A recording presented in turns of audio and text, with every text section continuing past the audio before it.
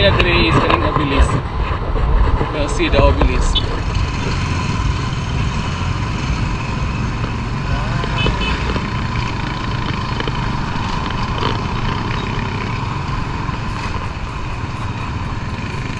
Doon ang obelisk. Stop na. Abot na ko, nana ko buluan. Ila ka Timilda. Ugma madto ko dito sa isla. Hello mga kalagkaw, this is Nelborn Puingkao, Lagkaw nimo. Today nakaroon sa Roan, Buluan, and we're heading to Buluan Island later.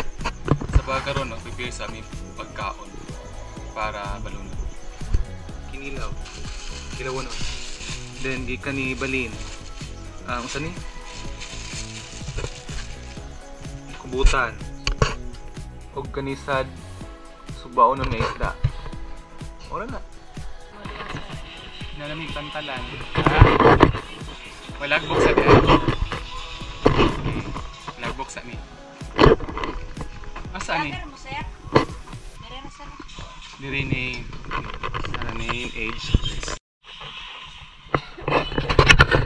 Musabay rami kay duha raman mi kabuok kay kung maadto na mi diretso pakyawan naman siya. So anyways, daghan man ang pasahero, kada adlaw na lang may pasahero.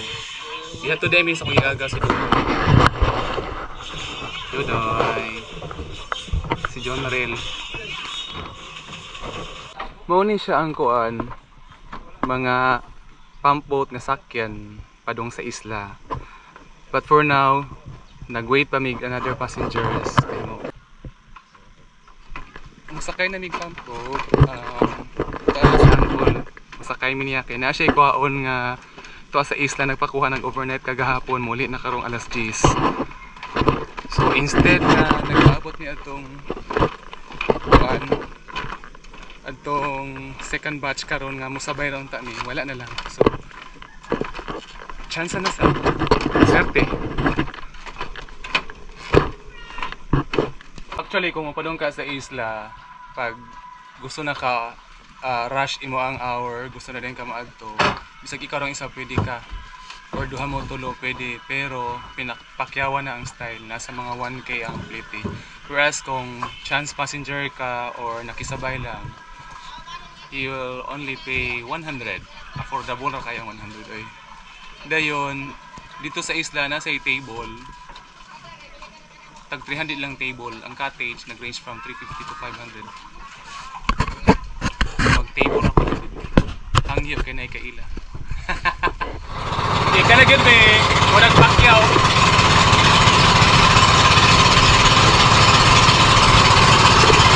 Isang angkol. Pinay mabot sa isla.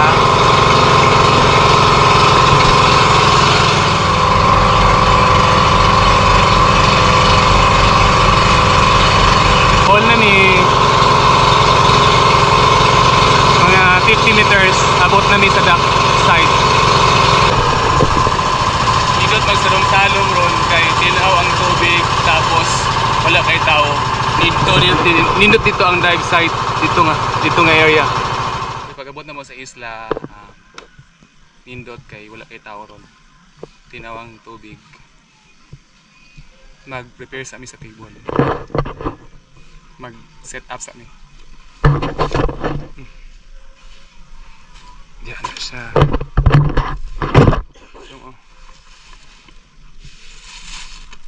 Ini nga mga balon. Muni ang mga balon na mo pinadala ni Timilda. Salamat ni Timilda among sponsor padong din sponsor sa pagkaon.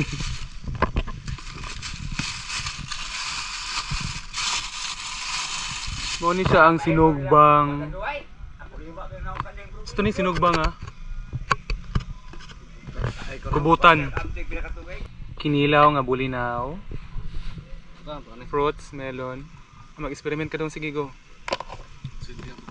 Dayon. Na diha sa plato, na dire sa plato. Sinugbang isda.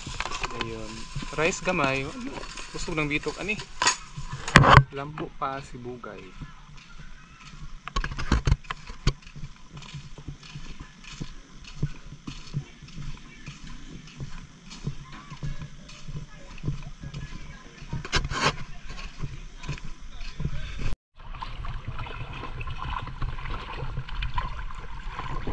Madto ko sa favorite diving site or snorkeling site dito nga side. Dito sa nga area kay daghan itong corals, daghan kang isda kung kita dito. So dito ko gusto mag snorkel.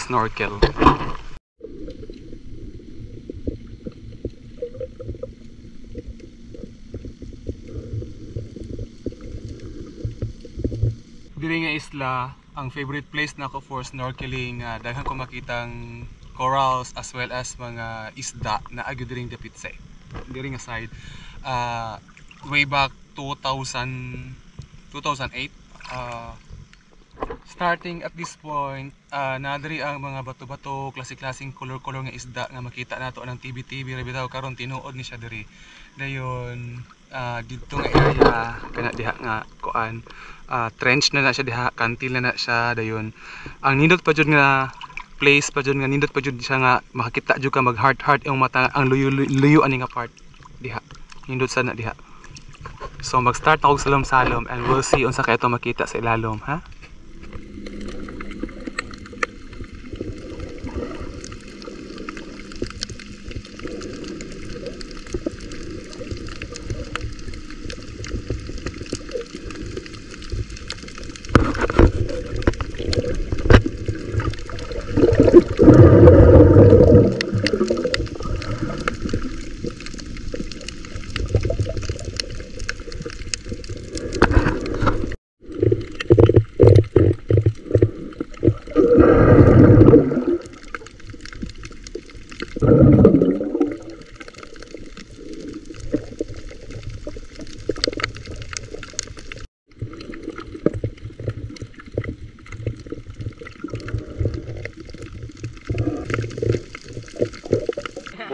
Boat. Sinking boat. Isa ra. Kung gusto ka rides na ni plastic siya. Dito pa lang sa Bantalana na siya 150 per ang isa ka oras. Pero one day 500. Sige, try tani. Try kung sakayan. Okay, natay inani nga plastic, no? 150 per hour only in Buluan Island. 150 per hour. Pero kung gusto ka of whole day, this is 500 pesos, no? Okay, 500 pesos. Enjoy na tayo mong adlaw ani dito.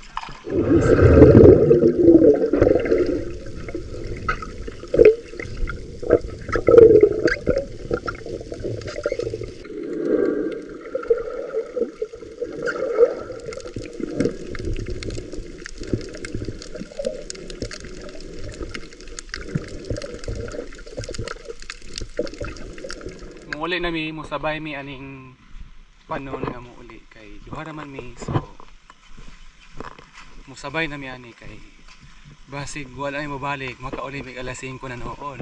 Bye bye Buluan Island, I'll be missing you. See you soon.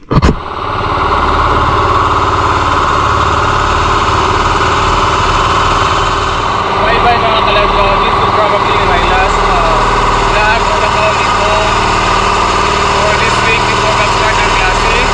See you in my next vlog of the Kaolin Home. Bye bye. Thank you all guys for watching. Mga kalagdaw and all viewers throughout the world, naabot kami. Thank you guys for watching.